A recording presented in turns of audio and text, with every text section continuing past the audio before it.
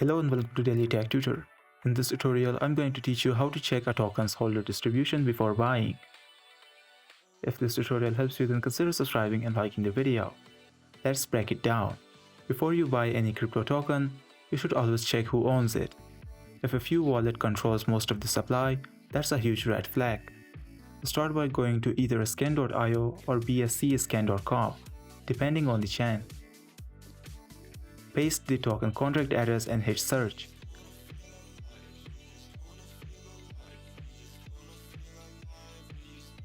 Now look for the Holders tab and click it. Here you will see a list of all wallets holding the token and the percentage they own.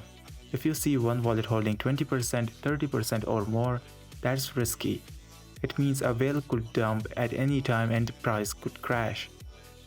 Also, look for labels like contract or burn address. These are usually safe to ignore as they are not real people. But if the top 5 wallets are unlabeled and holding massive chunks, watch out. This was for today's tutorial. If this video helped you, then consider subscribing and liking the video.